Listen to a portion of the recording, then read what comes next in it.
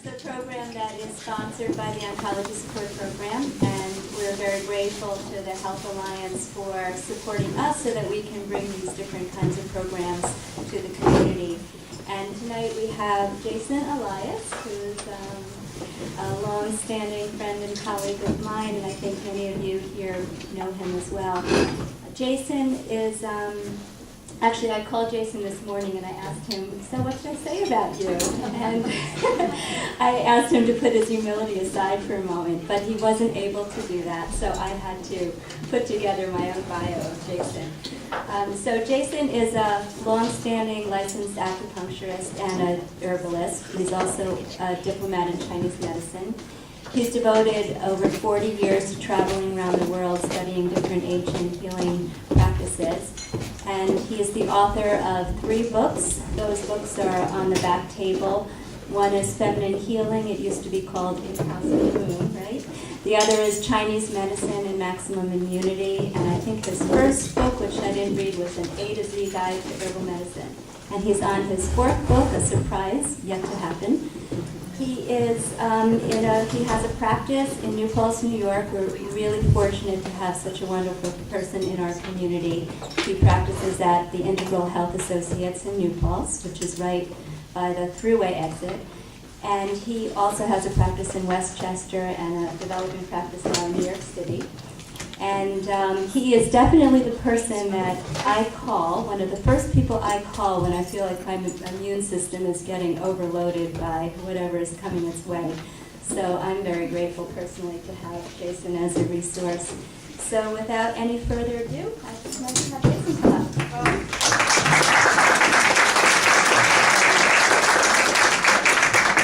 Let's have everybody move back. Yeah, come on closer. I like intimacy. You know, this is... Hi. I'd like to introduce myself. Ellen began, but I'd like to begin with a little explanation of how I came to where I am. Because I think healing has always been a passion in my life. It began when I was a baby, and my grandmother was an herbalist. And she would put poultices on, and she would make these herbal decoctions and have leaves hanging in the bathroom. And it was quite exciting. I thought it was kind of weird, but I thought that was medicine. You know, and when the doctor would come to the house with his little black bag, it would amaze me that he would take out this whole other kit of Western medicine with syringes. And it was hard for me to get where the difference is. And the truth is, it's been a long time coming back. And I'm coming back to the place where I don't know where the difference is. And I'll explain that. But when I was young, I always wanted to be a doctor. I had my doctor kits. I would play, you know, with healing. We'd pretend we'd be sick. And it was a passion that was always there. But I never had much of a mathematical mind. So medicine didn't work for me, but I was fascinated with psychology. So I went to college. I got my degree in psychology. And started studying psychotherapy of different types while I was working at, can you hear me? Yeah. Is this working? Okay, great. What's that? I don't know how bad you are. I can barely hear you. I'm right here. I'll try to speak. Is this better? Yeah. Oh, much better. You got to tell me. So I want to keep the channels open. But About 4 inches from the mic. 4 inches from the mic. This is better. You can hear me now? Oh, okay, wonderful. Okay, wonderful. So, you know, while I was, you know, when I was in graduate school, I was working at a psychiatric hospital, and I read a book by Fritz Perls, which he was the founder of Gestalt therapy, called In and Out of the Garbage Pail, which blew me away. It was a way that showed me that the body and the psyche were really connected. Has anyone heard of Esalen, this place all the way in California? Good. It was a growth center, one of the original growth centers, and I went there to study Gestalt therapy. And it was a month training, so while I was there, we got Rolfed. Now, I don't know if you know what Rolfing is, but it's a very deep connective tissue kind of work. And I didn't know why we had to get 10 Rolfing sessions while we were being trained in Gestalt, until I realized how the emotional memories that I had locked up in me were released when someone got into those muscles and I felt the pain and released that. So when they worked on my jaw, these tears would come up, and I'd remember the sadness of losing my grandmother. When they were working behind my thigh, I would feel incredible anger. And I realized there's a reason we have the expression sitting on your anger. I had different feelings released in different parts of my body, so when the Rolfer would say, express yourself, just let sounds out, the sounds were totally different. And this woke me up. It's like I didn't have to choose the body or the mind, that the body and the mind really were one. So I decided to stay at Esalen that summer 6 weeks longer to work with Ida Rolf, who was doing one of her first trainings.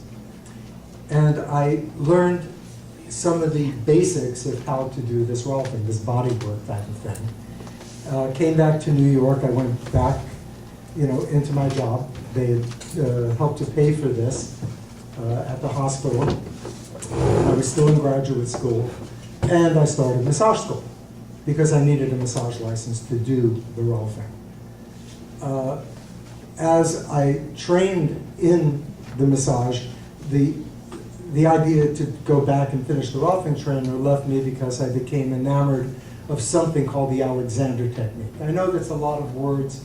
I'm going to give you at the end plenty of opportunities to ask whatever questions you have, because that's the way most of the information will be channeled.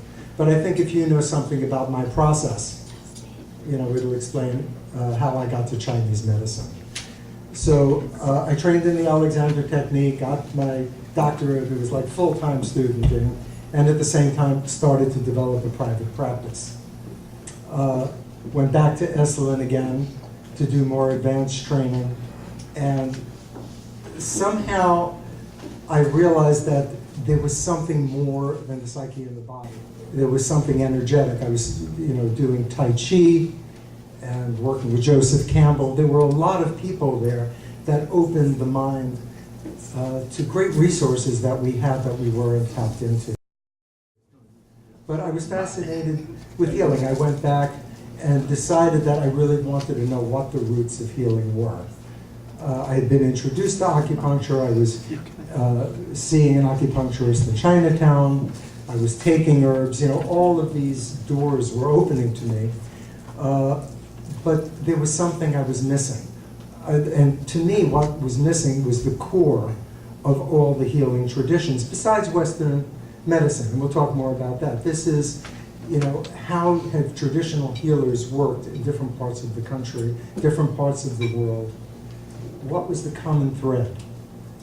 And when my father passed away, he left a small inheritance, which was enough for me to buy an around-the-world ticket and go to different countries and study healing in different places. So it was one of these tickets which was around the world. You could go north, south, as long as it was generally in the same direction. So I went west.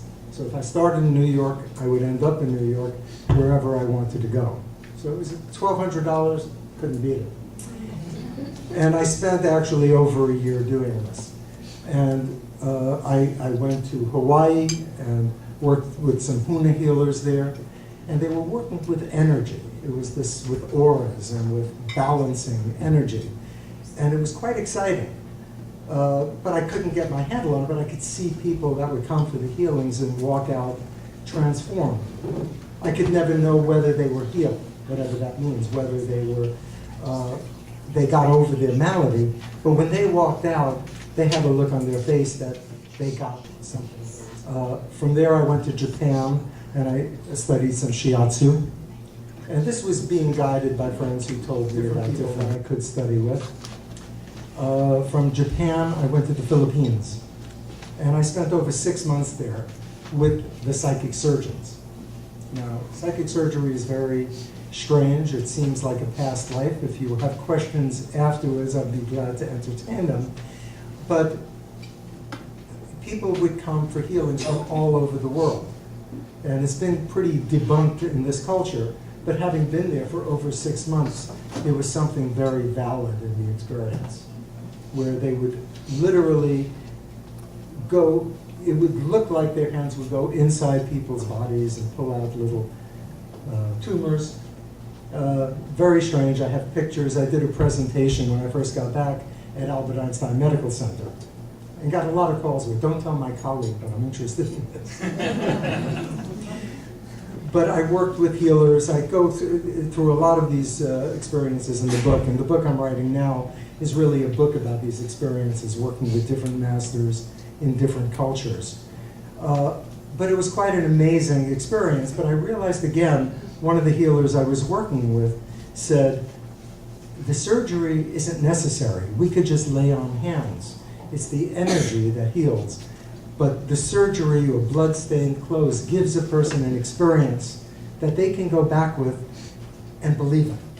And that supports the human health. So energy healing, again, it was just, it made sense that so many cultures have used this from time immemorial and always connected it to metaphor. When they would take something out of the body, when the shiatsu person or when acupuncturists work, we talk about what that organ represents. And I'll talk a little bit more of that when I explain Chinese medicine. Out of the blue, Western medicine is wonderful at attacking germs, fixing bones, and treating cancer. The oncology is great. But it's battlefield medicine. It doesn't treat the whole person. It addresses the cancer, but we need something to complement it. You know, so from the Philippines, I went to Hong Kong. I met a woman in the Philippines who was an acupuncturist and she was a karate black belt and was studying there. And I stayed in Hong Kong with her for a couple of months as an apprentice, a go-getter. Get the needles, do this, watch the teacher. And the changes I saw were quite amazing. But this, we're going back now to, I think it was 1973, 74. There were no schools in America. So, you know, I went from there, I went to India, where I was introduced to Ayurvedic medicine, which was also energy medicine. And I came back and went back to my practice, but I could never be the same. I mean, the psychotherapy, the body work needed to take a back seat to the energy work. That seemed like the unifying metaphor. You could deal with emotion, you can deal with the physical, but somehow energy was a much bigger concept, and it really addressed the whole person. Came back to New York. I went to acupuncture school for 3 years. I graduated in 1983, and I've studied both Chinese and Western herbal medicine. So I'm certified in Chinese herbal medicine and spent a number of summers in England with my herbal teacher, who was the president of the Medical Herbal Society. So there's a lot of information that we can sort of address in the question and answers, but I'd like to move now into what is energy. You know, we're talking, I'm saying energy medicine, but energy has a whole anatomy and physiology in Chinese medicine. But what I'd like to do, if you don't mind, is just to take a few minutes and partner up with someone and do two very simple exercises.